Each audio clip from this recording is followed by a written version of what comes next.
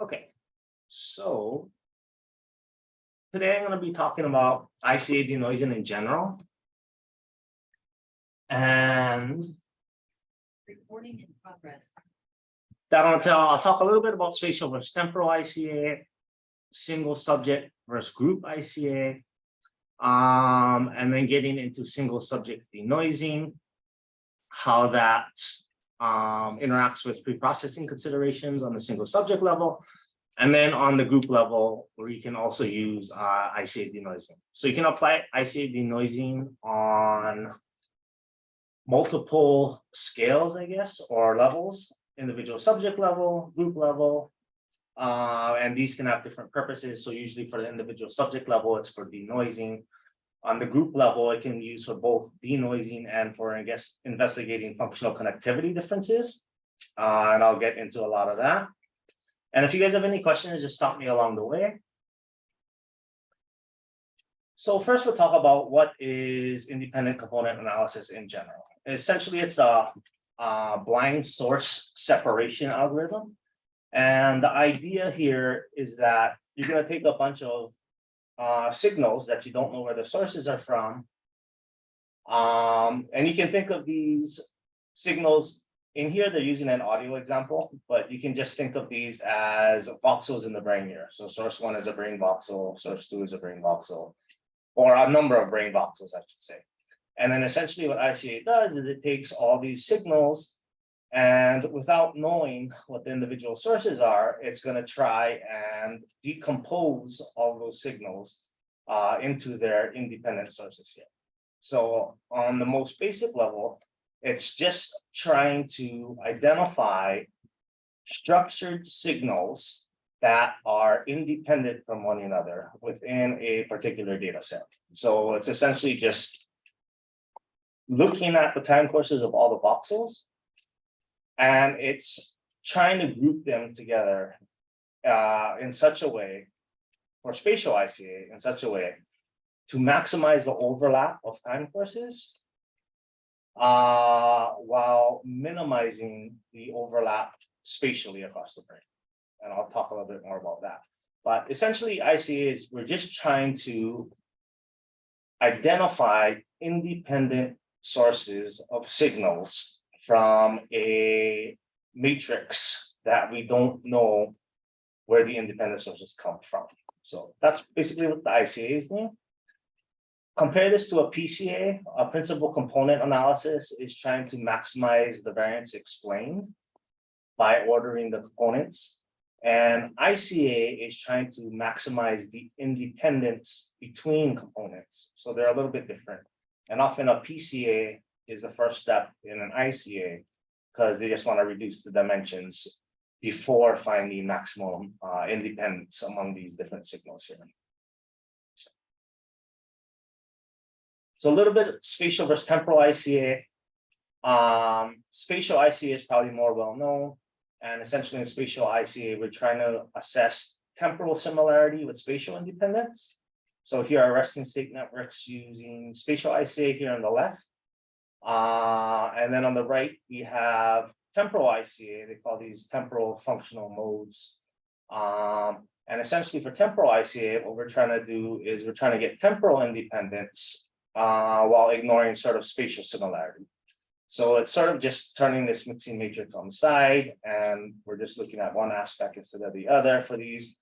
But essentially what's happening here is we're trying to identify signals that are maximally independent from each other in both the spatial domain and the temporal domain here. So that's what you can use spatial and temporal ICA for. Temporal ICA is a little bit newer than spatial ICA. It's not used that much. But I'll go over a pre-processing pipeline that uses it on the group level to denoise data here. But most of what you see is usually spatial ICA.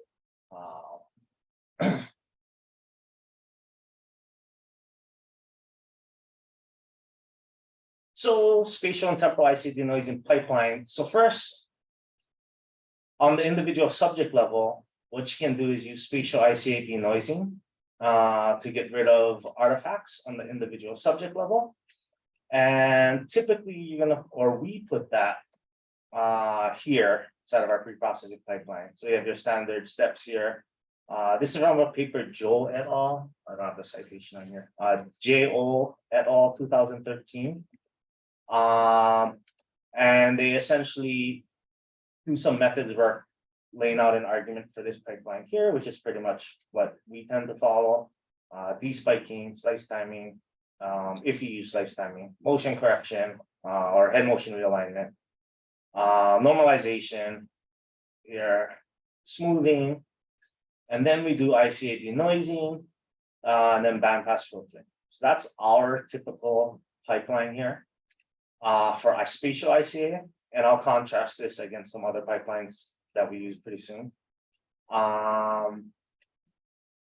And then essentially what happens here after the individual subject level, where you can denoise each subject, you can go ahead and do a group denoising also using spatial and temporal ICA.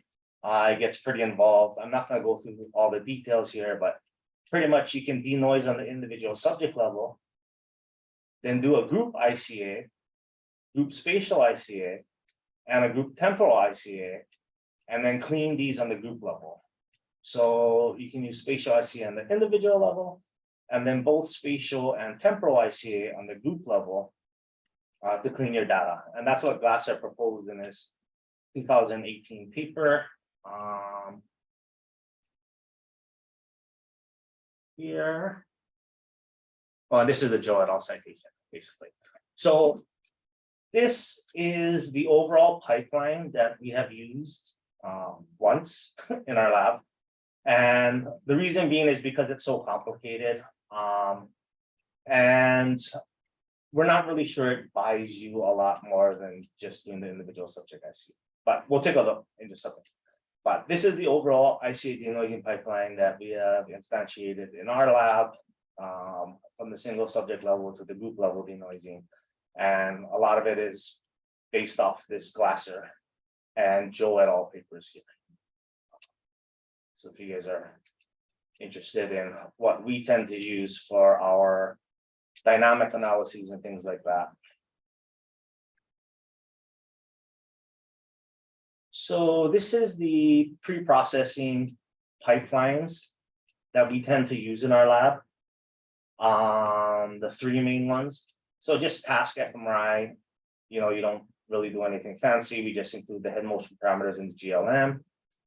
If we're looking at functional connectivity, static functional connectivity, so essentially just the average connectivity across the whole scan, then we'll tend to use things like scrubbing. In that case here, so after all this smoothing, you can just delete frames over X head motion or whatnot here. For ICA denoising, the pipeline changes a little bit, and that's mostly due to sort of these steps right here, right after normalization. So in the typical pipeline, we don't do smoothing until the very end. And some of this is based off the Joe et al. Paper. But in our ICA denoising pipeline, we'll do smoothing after normalization. And the reason for that is that smoothing helps the ICA. So all the groups who do ICA always do smoothing before it. Steve Smith and FSL and Vince Calhoun and the GIF toolbox. They tend to do smoothing because it helps the ICA. Then you do the ICA denoising. And then you regress out your covariates also, and then bandpass filter. So this is the pipeline here that we tend to use for dynamic FC or variability studies anytime we don't want to disrupt the continuity of the time series. And then this is on the individual subject level. And then after this, you can do group ICA. So all this here is just dealing with the individual subject level here. And then after you do this, then you can go on and do the group level spatial and temporal ICA if you really want to clean those out. And again, that's based off Glasser. So in Glasser's paper, he looked at HCP data where they do spatial ICA denoising on the individual level with ICA fix. And then they do a group spatial and a group temporal ICA, and then they clean the data. And Glasser's claiming in that paper that it's as effective as global signal regression without regression of global signal. Whether that's true or not, that's debatable. But essentially, this is the most thorough ICA denoising pipeline out there right now, pretty much. Okay, so working within this one right here, we're going to assume ICA denoising on the individual level first, or on the individual subject level first. Okay, well, I guess talk about some of these pre-processing considerations. So the reason why we despike is because Joe et al. Showed that despiking helps with realignment. So apparently these spikes in the data hurt the realignment paradigm algorithm for some reason. So if you get rid of the spikes in the data, the realignment goes a little bit smoother. So that's how we do that there. Size time correction, we tend not to use that a lot. You can look at that. There's multiple debates on that, especially in multi-band data where you don't really use it or don't really need it. Motion correction, so realignment. So this corrects again for the spatial displacement of head movement. It's going to put all the images on top of each other, but that's not going to account for the artifacts in the bold signal that are already present because of the head movement. So when people say this is accounting for head motion, it's not accounting for bold signal artifacts. This is just accounting for the spatial location of the head. What we really want to do nowadays is account for the bold signal artifacts, which is the point of ICA denoising and scrubbing and all these other things. Normalization, there's a question of co-registration. You can look at this Calhoun-Wager paper if you want to. Some people use the dual process co-registration and normalization. So first you co-register your functional to your structural, then use that transformation matrix to transfer your functional to the standard space here. Vince Calhoun and Wager show that sometimes it's better if you just use the EPI template and you just normalize the functional image to the structural image. And we do that sometimes. And this seems to be data set dependent. You just got to see how well it works in your data there, 1 step or 2 steps. Nuisance regression, won't go too much into that because we're doing ICA denoising. Essentially, we're doing ICA denoising, so we won't do this nuisance regression step initially. You can regress out head motion along with ICA denoising. So what they typically do with ICA fix. But white matter and cerebral spinal fluid, we're going to assume that the ICA denoising takes care of that. Temporal filtering, we typically filter, bandpass filter here, and then smoothing here at the end. So there's been a number of studies looking at how these different steps influence functional connectivity metrics. So here's a couple important papers here, Parks et al., Sirik et al., you can look. Essentially, they show that global signal regression, I think, is the most effective for removing things. But then again, you have the problem with removing brain signal. And for a lot of these papers, they show that ICA denoising is one of the better performing strategies outside of global signal regression. So that's why we tend to use ICA denoising a lot.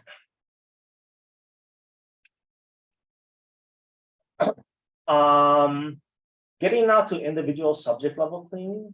What we're going to do today is we're just going to take a single subject and we're going to run ICA on it. I'll show you guys how to classify the components and remove it from a single subject. But that's very time consuming, especially if you have hundreds of subjects in your data set. So there are automated processes like ICA aroma. So this is going to automatically classify your noise components for you and regress them out. The thing with this is, even though it's a lot easier, you need to check it. We found it's not as effective on shorter scans. If you're using things like a byte, 5 minutes, We found, or task runs that are short, we found it's not as effective.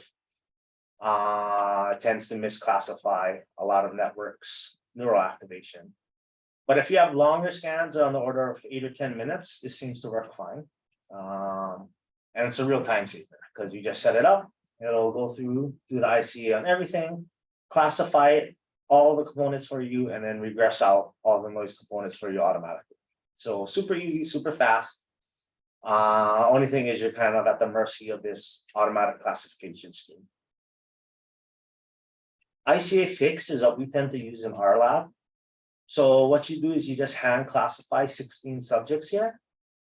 And then you train a classifier to use your hand classifications to then go on and classify all your other hundreds of subjects or whatnot. And this is what we tend to use because we find that it works better because you're training it specifically for each data set. And as you do more and more denoising, you're going to see that each scanner or data set sort of has its own artifacts or noise related to it. And this ICA fix, when you train it on your own classifications, we find it works a lot better to denoise your data. I'm not going to go into this whole fixed classification, but you can look it up. There's instructions. First thing you need to learn though is just classifying each subject, and then you can get into the fix. It's not too hard to follow the instructions and get it to classify everything. So this is really easy. This is a little harder, but the classifications are a little bit better across scanners here. So today we're going to talk about hand classification of fMRI noise components, and we're going to look what that looks like. So if you guys went into the folder there,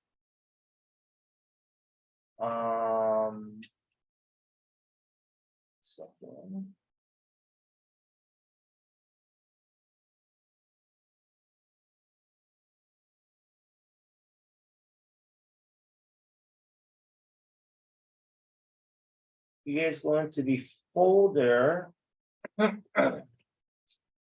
there should be a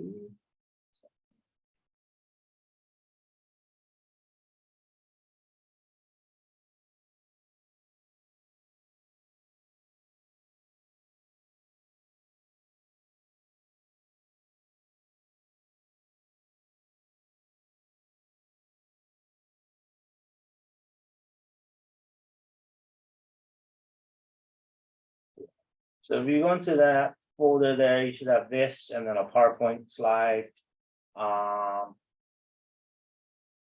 What we're going to do is take a look, or we'll look at how to set up a single subject ICA, and it's super simple in FSL. You to feed fMRI analysis.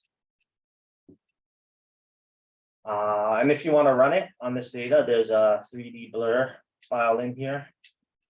So let's just select that. You can just select that guy, wherever it is on your desktop.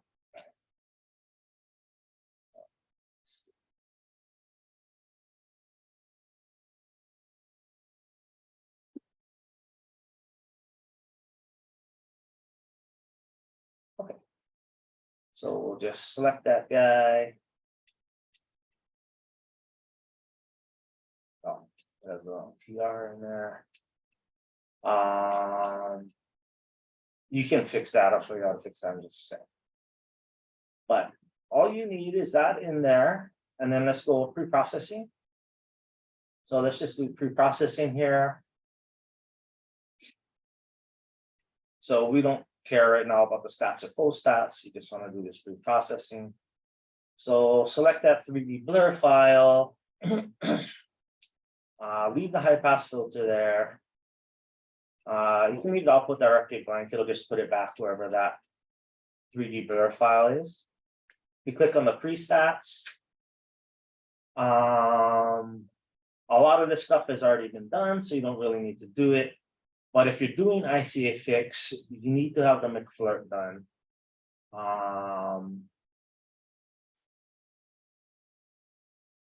So let's do this. Let's leave on the McFlirt. It's going to be meaningless though for this 3D blur because it's already been realigned. But if you're using ICA fix, it just needs a folder in there for some reason. I'm going to turn off the smoothing because we've already smoothed our data. We don't need slice time. We don't need the brain extraction. I'm going to leave on this high pass filter. High pass filter, in this case, it's essentially acting as a detrend. So it's just going to basically detrend your data here. And we want to leave that because trends will hurt your ICA performance. So you want to make sure your data has no linear trends in it. And then we'll click melodic ICA exploration here. Because this is what will do the ICA first. So I want to make sure you have that clicked. And then registration, we can just let it do a registration to the straight to the MNI template. This is already registered again, so it doesn't really matter for this. FSL is a weird thing where it doesn't really apply the registration until way later. But ICA fix needs this folder, this registration folder, for some reason to work. So that's the only reason I'm doing those things there. And after you have all this, you can just click go. And then you should see a feet folder pop up. Yep, 3D blur feet. And oh, okay. And then once you have that feet folder going, you don't have to worry because this 3D blur filter is the output. So I'm just going to stop this. I already ran it. This 3D blur filter folder is the output you would get if you let it run to completion. Inside of this folder, what we have here is this filtered func data ICA folder.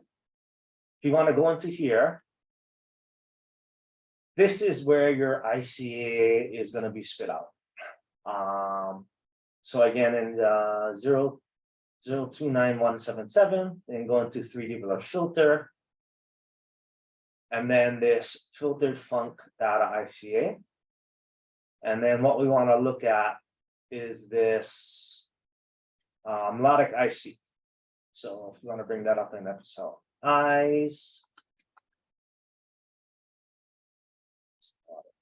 See.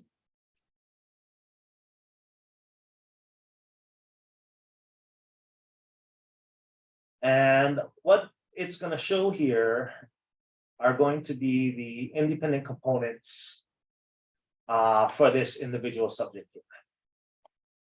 And what we're going to do now is we're going to classify noise from non-noise components.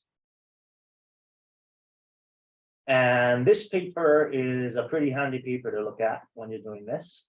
So while FSLIs is coming up, if you guys want to Google this paper, and classification of fMRI ICA noise components.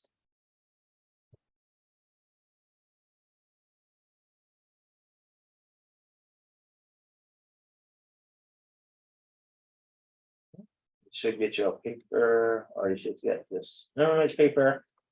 So this is a good paper to look at if you haven't done ICA denoising before. It'll get you an idea of what components are noise and non-noise. Essentially, what this spatial ICA is trying to do is it's trying to break the data down into structured signals, essentially. And these structured signals can be noise or neural brain activation. And our job here is to identify neural activation from non-neural activation.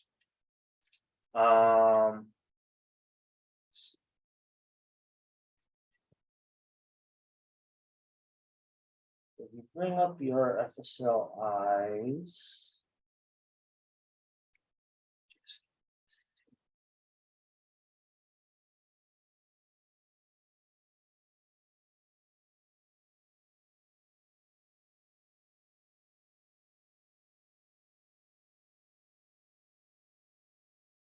bring up your FSLIs and you load that melodic IC file, you'll get something like this. And what you can do first thing is change this threshold here on the minimum to 2.3. And you can make the max like 5 or something. You can do that. And then what you also want to do is add your standard. So file, add standard. And let's add our 2-millimeter brain on there. So MNI 152.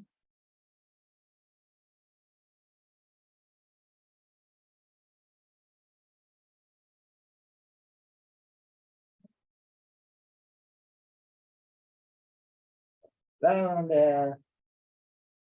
And then what we also want to do is time series. So view and then time series.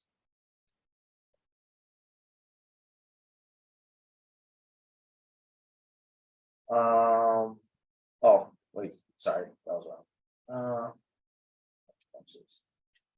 We have to go to melodic mode first.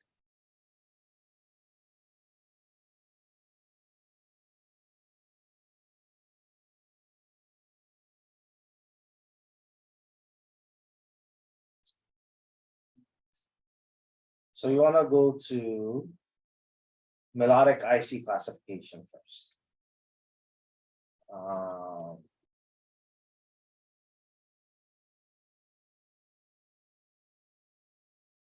Okay.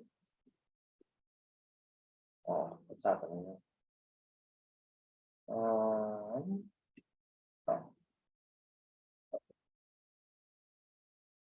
So you should get a little window like this for your components and your labels. And then we also want to bring up our time series. So view time series. And then we also want to bring up our power spectrum. There.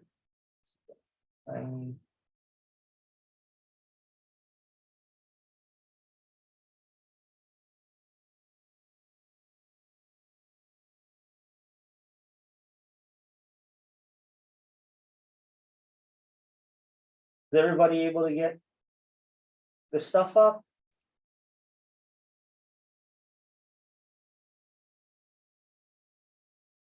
Okay. And then what you can do now is you can start scrolling through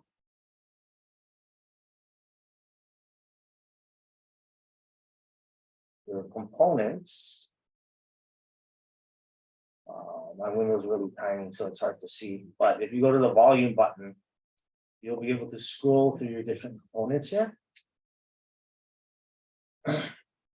And you'll see each component has a time course associated with it and a power frequency spectrum associated with it there. So we have our spatial layout, representing the brain activation, the time course of this spatial activation, and the power frequency spectrum of this spatial activation.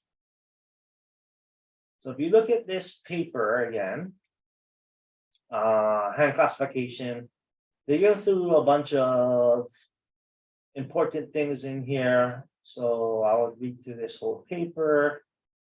The main thing for us we're going to be looking at is how to look at components. Let's see. So these are the characteristics of noise and signal components here. So signal components tend to have a low number of large clusters. So that's what you want to see for brain activation. These clusters have peaks in gray matter and good overlap of clusters with gray matter. They have very low activation in white matter, cerebrospinal fluid, or blood vessels. Very low or absent overlap with brain boundaries, generally located away from areas with that are susceptible to signal loss. So orbital frontal cortex, especially. Patterns have no relation to acquisition parameters. Not sure what that means. And your power frequency spectrum should be predominantly in the low frequency area. Noise characteristics, large number of small clusters, so essentially just tiny dots around the whole brain, overlapping with white matter, cerebrospinal fluid. Well, I guess they're just listing the opposite of these. So what do these look like inside of our data? They give you a few examples here. So here is an example of signal. This is the default mode here. So we can see the classic triangle on the back here. So posterior cingulate cortex, and then your parietal cortex here. So a little triangle, and then also our medial prefrontal activation. So on the individual subject level, these are always going to look a lot more diffuse and noisy than on the group level. And that's just because you have a lot less data going into it. So you can see here the time series looks nice, looks like a biological signal. Power frequency, most of it is in the lower frequency range. So this all lines up to be a nice little component here. Here is a noise component. So you can see now we have what's called like a sawtooth. So anytime you see like the sawtooth pattern, that's pretty much going to be noise. You can see there's a lot more spikes here in the high frequency range. And then you can see the pattern is pretty diffuse up here. So there's just sort of specks going around. No really, there isn't really any clusters of activation here going on. And then what they do is they line this up with the head motion. So this is another thing you can do. And then you can see if these spikes are due to head motion or not, because they will line up exactly with your McFlirt estimates or your realignment estimates. So you can see where there is a huge head movement that the signal will dip or spike here. And the tricky thing about this is you need to remember that it's agnostic to the sources again. So it's trying to blindly separate these things. And it doesn't mean it's going to separate them perfectly into noise and non-noise. It's just going to separate them into structured signals, which can be either noise or non-noise, or they can be a combination of the two.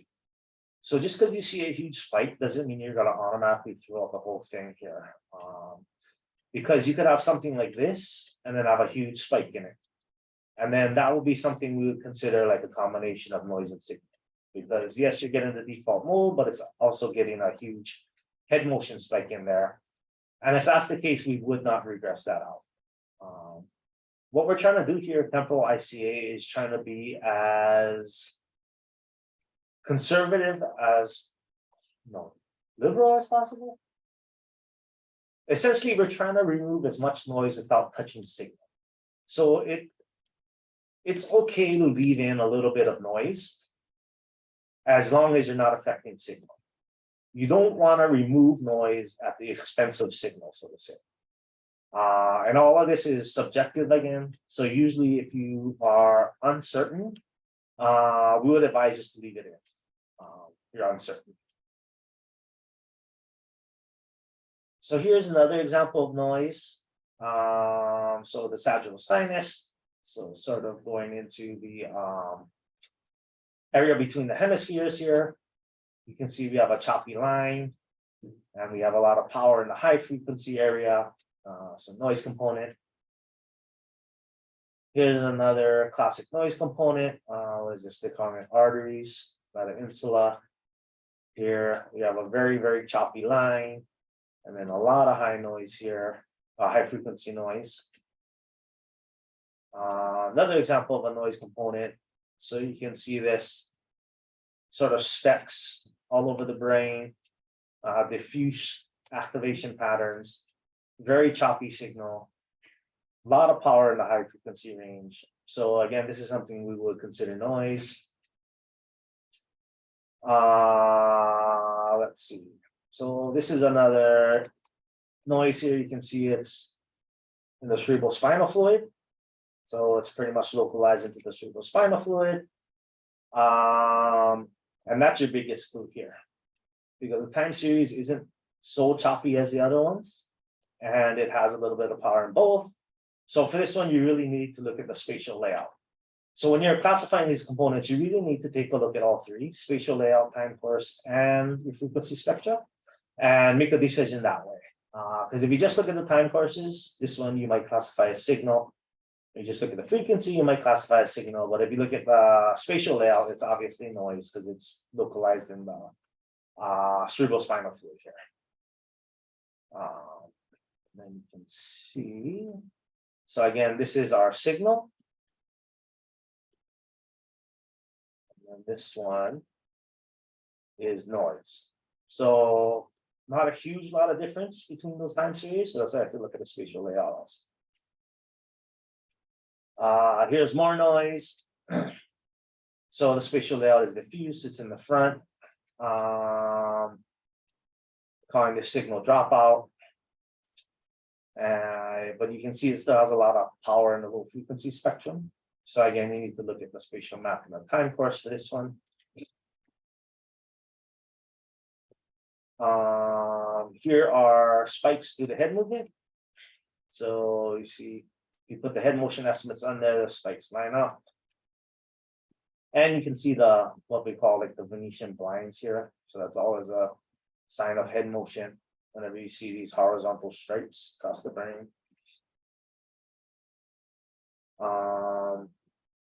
Another jigsaw pattern. Whenever you see this jigsaw pattern, it's going to be pretty much noise.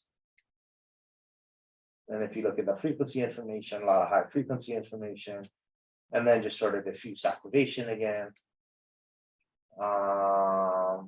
Unclassified noise. So just diffuse activation again. Even though time series kind of okay, kind of like noise, but the spatial layout really lets you know, as the frequency spectrum looks okay too.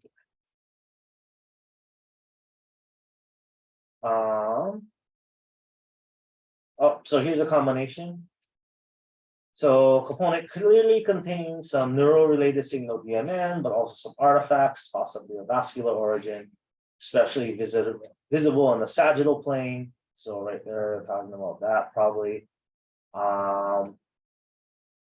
So again, it's not going to break it down perfectly into noise versus non-noise. It's just going to break it down into an equal or not equal.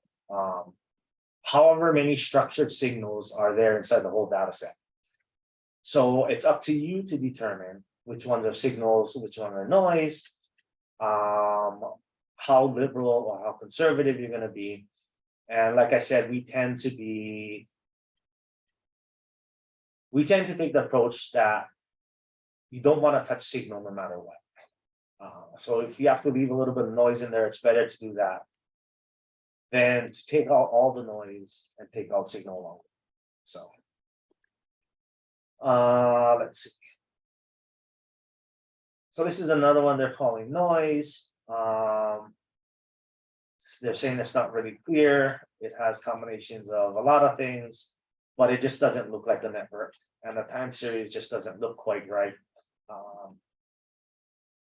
And it's really a matter of experience and just doing this a lot to where you'll recognize these. It's essentially just pattern recognition. So right now it'll just all look very similar to you, but the more you classify these, the more the noise components will stick out to you. So let's take a look at our data set here. Let's go to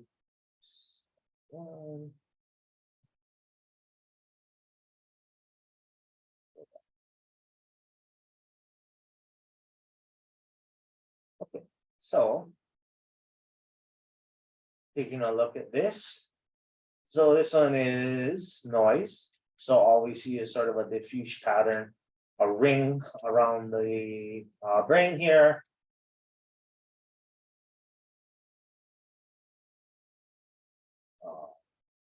Trying to get this.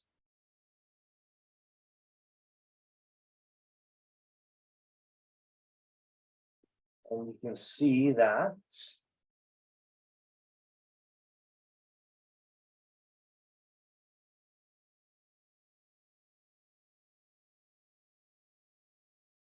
a little hard to see the time series here. Hopefully you guys can see it better on your FSL eyes view. But looking at this, we can see there's a whole lot of noise in the high frequency range here. Time series is hard to see.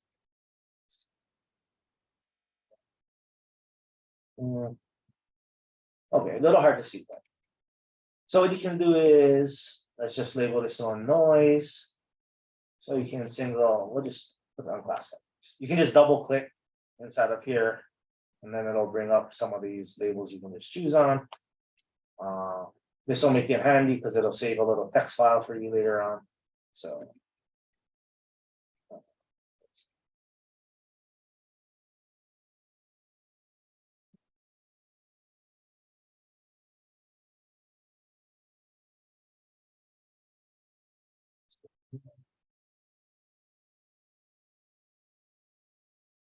Okay, so number 2, same thing. So just this ring around the head, tons of high frequency power here, jigsaw sort of on the time series. We'll call this noise. Go to number 3.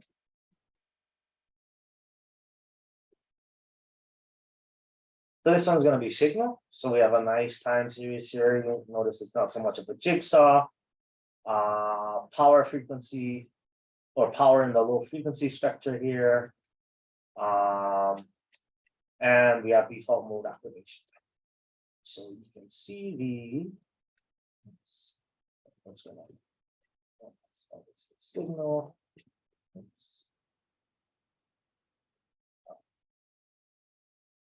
Then you can see the classic triangle again here. So here, here, here. And then our prefrontal activation. So that is just pretty much exactly like the first component we saw here.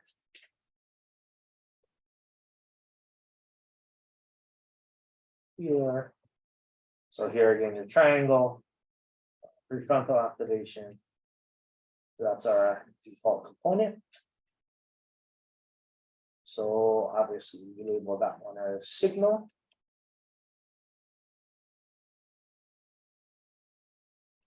Number 4, another noise component. So you see just a jagged line, tons of power in the high frequency spectrum, high frequency area.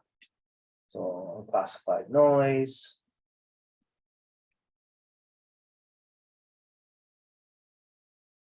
So number 5. So ends a component. So classic default mode again here. You see the nice time series. A lot of power in the low frequency spectrum. So we'll classify that as signal. Number 6. So noise again. You can see the obvious jigsaw pattern. A lot of power in the high frequency area. And we have this sort of this diffuse pattern again. Nothing is really happening. Classify that one as noise. Next one.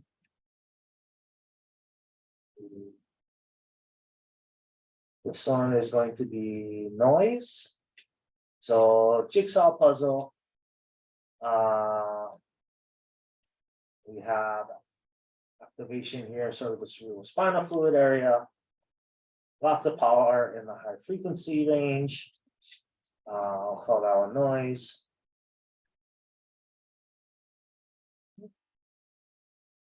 This one, same thing. So sort of just activation down there, down here, sort of on one side, you have the sawtooth, a lot of power in the high frequency.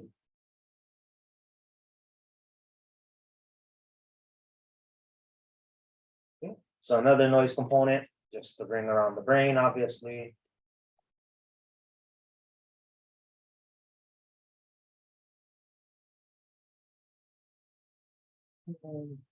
Another noise component, bring around the brain, poor time series, lots of power.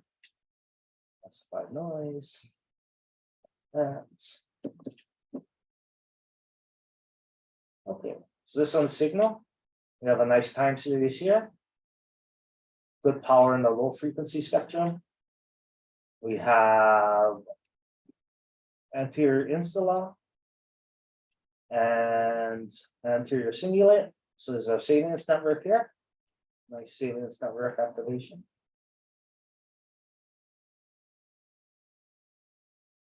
Well, another component here. So nice time series, nice power in the low frequency range. What's this? Good spatial layout. So this looks like your dorsal attention network. You can see sort of the wings coming down the back. Some frontal eye fields here. So here's the back again. So we see the wings coming down. We'll classify it as signal.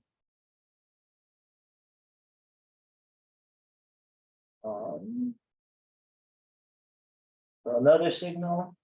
So good time series, good power in the low frequency range. Looks like a default mode network again. The posterior cingulate. Yeah, here's our classic triangle. On the back here. So we have a triangle on the back here. Classic default. 14. Okay, so noise. So we have this sawtooth pattern again, a lot of power in the high frequency range. Sort of just diffuse activation here in the brainstem all along there.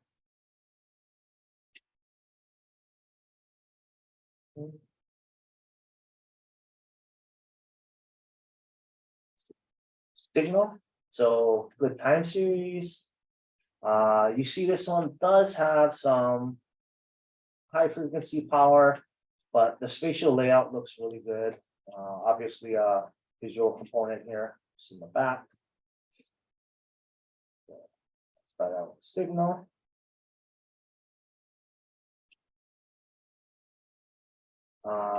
So some is noise. You see the time series doesn't look like it's a biological signal. We have this sort of activation pattern here that doesn't really line up with any networks. So I'll be inclined to label this as noise.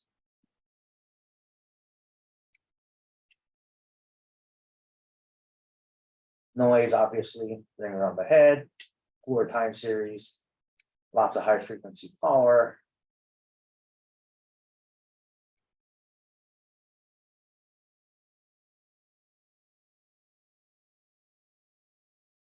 Noise again, so sawtooth pattern, diffuse activation along the brainstem, lots of power in the high frequency range.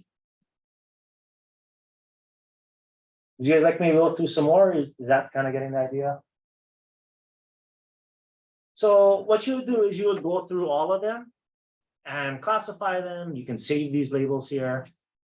So I'll just save it here. I'll just call it new classification. Classification. Okay. Great. So you can save this and it will spit out a text file for you.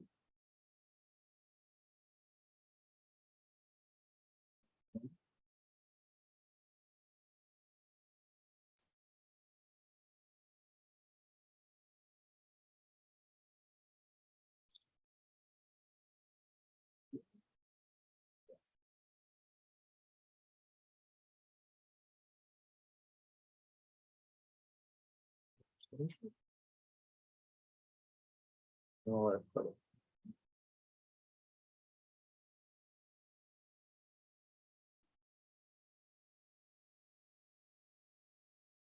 Or it should have put it.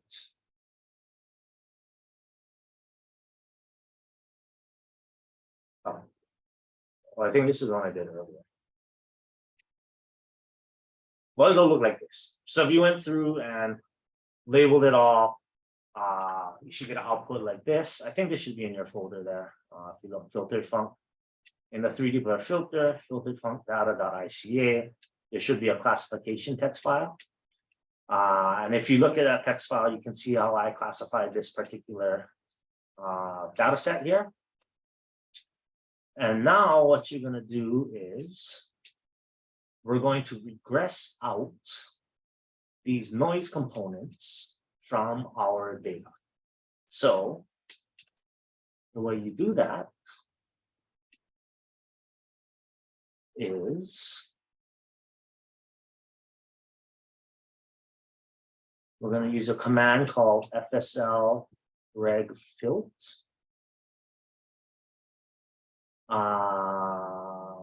So this command right here.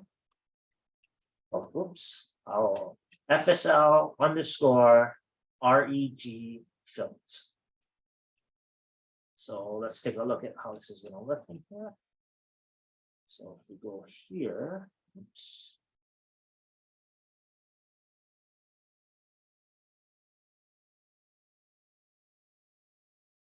FSL reg filt, and it's going to bring up the instructions. So you just type that in. So again, FSL _ reg. You type that in, it should give you the instructions here. And essentially the instructions are input, so the file you want to clean. So -I input, -D your design matrix, which is your melodic mix file. It's going to be your design matrix. Let's see. And then finally, the components you want to regress. So FSL reg filt input is going to be our, let's put in our, so in your 3D blur filter folder, there's a file called filtered func data.nii.gz. So this is your data that has been detrended from the FSL preprocessing. So that's the one we want to denoise. So this is essentially just a 3D blur file that's been through the detrending. It would have been smooth if you put that smooth in the FSL, et cetera, et cetera. So we want to take that file. And now we want to add our design matrix. So we go into your filtered func data ICA, your melodic mix file here. That's your design matrix. And then finally, the last thing is going to be the components we're going to regress out.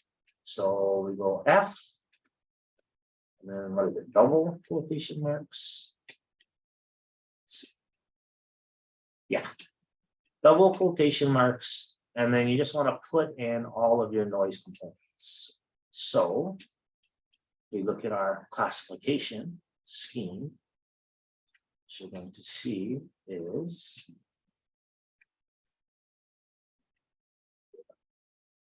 if you go to the bottom of this, it'll tell you all your noise components. Oops.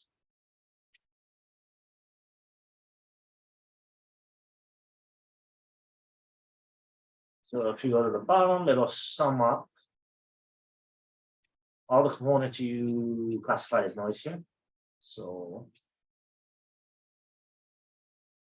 then what we want to do is we're going to just put that here. 1, 2, 4, 6, 7, 8, 9, 10, 14, 17, 18, 1, 22, 26, 27, 30, 31, 34, 35, 36. Okay. What you're going to notice is that most of your data is noise. And that's common in fMRI. If you look back at this paper here, so you can see standard 3T sequences, about 70 to 88% of your components will be noise. In the HCP multiband, they regress out 90% of the components. In your standard 1.5 Tesla, 82% of the components are noise. So this is very common in fMRI, and a reason why we use ICA denoising is because really only 20 to 30% of your data is not noise after you do ICA denoising. So that's one real strong argument in favor of ICA denoising. So we put this here, and then we put the output. So just put it wherever you want. Output, I'll just put it back here. Instead of calling it filtered func data, I'm going to call it filtered func data clean. So I'll just put that there. And then if you press enter, it should run it for you. And it's going to spit back out this filtered func data clean file here. So this file here, you want to open it up. Oh, well, you won't really. Oh, well, we can't do this. Okay, we can do this. So let's take a look at the influence of denoising here. So I'm just gonna close this real quick. So what we can do now is bring up our clean file.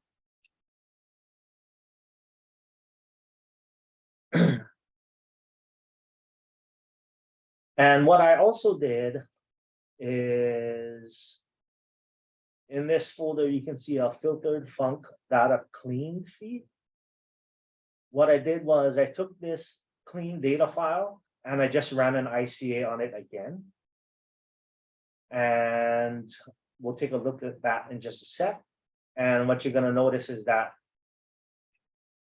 instead of 37 components, now there are only 20 something components. So that's the effect of denoising on there.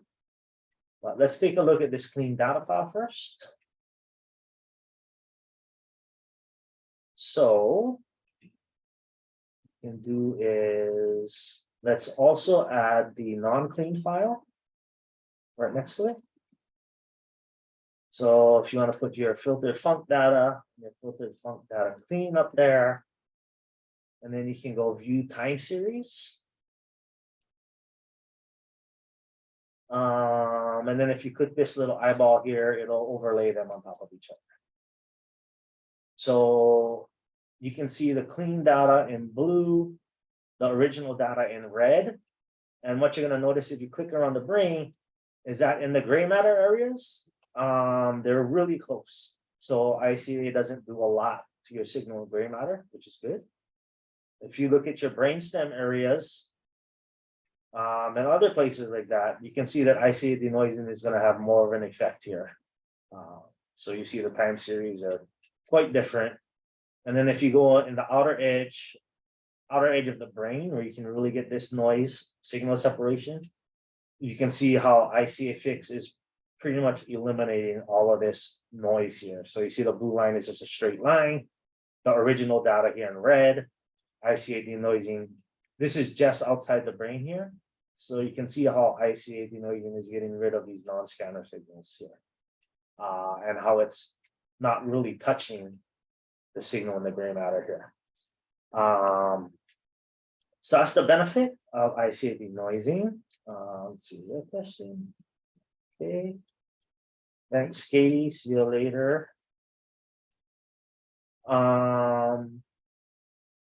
So that's the influence on the time series. Now let's take a look at the what do you call it? let's add into this filtered func data clean folder. So again, this is an ICA run on the clean data here. So if we run ICA again on the clean data, what we're going to see is it's going to have a lot less components in there.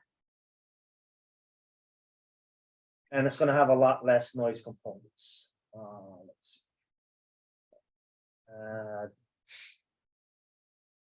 Clean sheet. Okay, so in this file. So in your 3D blur filter, filtered func data clean.feed, then your filtered func data.ica, melodic IC file. And what you're going to see here. So we put up the same thresholds, 2.3, 5.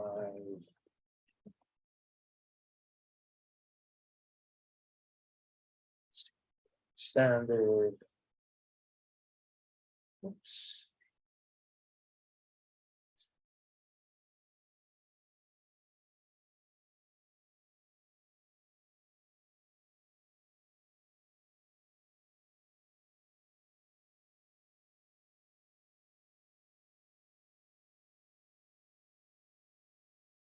You look at the components it spit out, it's not going to include those noise components.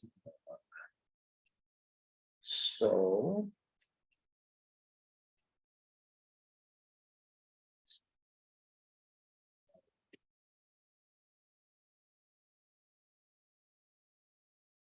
now if we go through our component list, we still have some of these. I mean, the outside of the brain still has that little ring around it. We still have some noise components, but you're going to notice that there's not as much noise in there now. So when we flip through them all now, we're only going to have 21 components instead of 37 like in the other one. Yeah, so there's only 22 components now in this, and you can see that most of them are going to have some type of network activation in them. So network, this one doesn't. So it still does have some noise in there.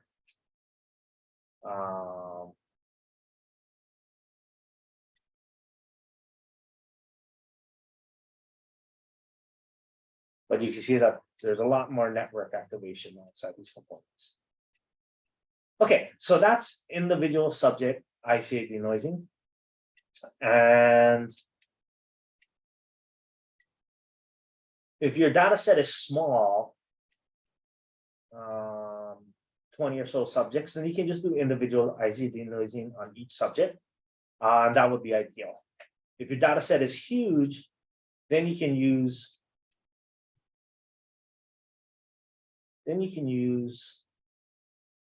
things like fix or ICA aroma if that works out.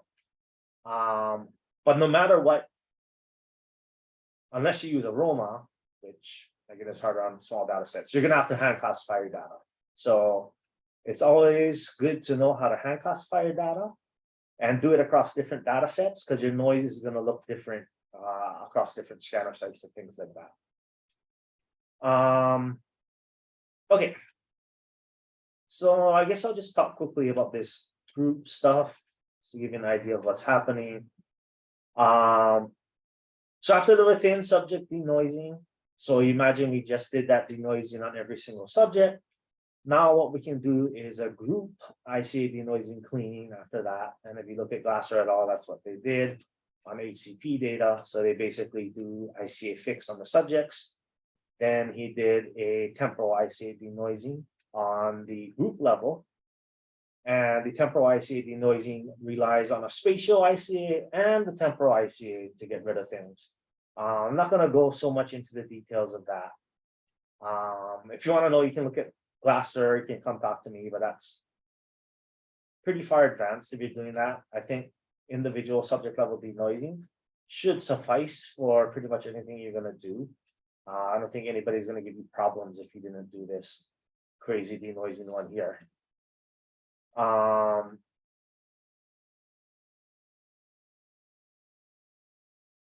So considerations on the group level now. talk about the group level real quick. Individual level, basically ICA is just good for denoising. You can't really do much else with that. But on the group level, ICA is good for several different things. On the group level, there's a couple toolboxes that we use. First one is, of course, FSL. So it's not the same as the GUI. On the group level, basically, you're just gonna use a command line and put a text file in of all of your data, and it will do a group ICA. So there's multi-session temporal concatenation. It essentially will concatenate all the individual subject data and spit you out group components, essentially.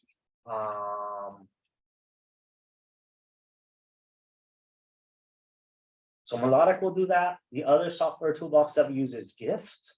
So Gift also does a group ICA. And their algorithms are slightly different. I'm not going to go so much into it, but you can look at the differences between group ICA and melodic ICA, or ICA and Gift and ICA and FSL. Let's see the difference there. There are slight differences there. We tend to use Gift because it tends to parcelate the brain a little bit better, which is what we use ICA for often. And I'll explain about that in just a little bit. But the two main softwares you can use for group ICA again are these two. And basically you put in all your individual subject level, it will spit out group level components. And this is what the group level components look like. And what you can do is high dimensional and low dimensional models. So these both have uses. In a low dimensional model, we get up coarse networks. So here you see visual, here you see dorsal attention, like a default, things like that. So what you do is you can tell it how many components you want. So in this case, we usually tell it, oh, break the data down into 20 or 30 components. It'll give us something like this. If we want to get more detailed, we tell it to break it down into 100 or so components. And then what it does is it'll break down these individual or these coarse networks into things like 4 or 5 ROIs here. So here's the salience network here. Oh, this doesn't really break down there, but if you see the, what is it, central executive network, I know it's kind of hard to see, but the central executive network, now we have a different ROI for each one of the brain areas here. And you can use this as a parcellation, a brain parcellation, essentially. Pros and cons to that. Won't go too much into it, but a pro is that this helps to account for some of the individual differences across subjects, because it doesn't assume the spatial pattern for these components is exactly the same. So it gives you a little wiggle room. Some cons are that it doesn't give you whole brain coverage. So unlike an a priori parcellation, it might not spit out the brain area you're really interested in here, for these high dimensional ones. But there are a bunch of pros and cons to using it. That's the group level. I'm not going to go too much into this. I think that's too much.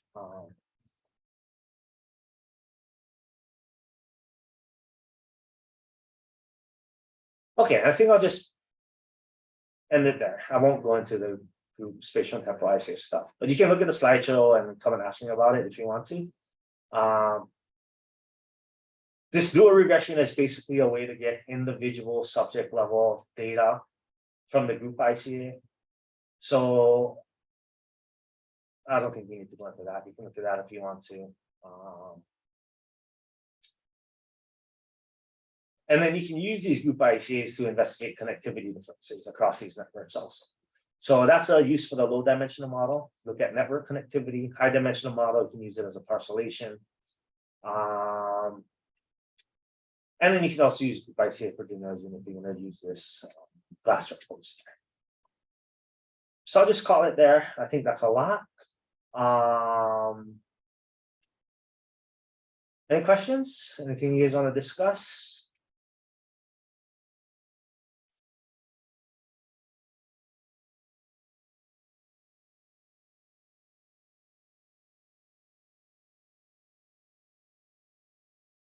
No?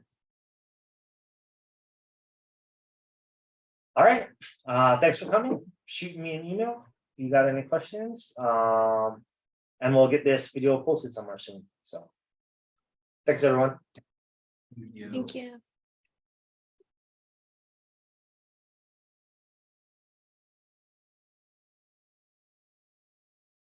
So I'm gonna post this like recording, like where? On YouTube, it'll Oh. get sent out. I'm sure Katie will Oh, forward okay. it to you somehow. All right. Were you on the list that got the emails? I don't think so, no. Okay, if you don't get it, just email me like in a few days. I'm gonna post it on YouTube, so it'll be up somewhere. Thank you. Yeah, all right, thanks everyone.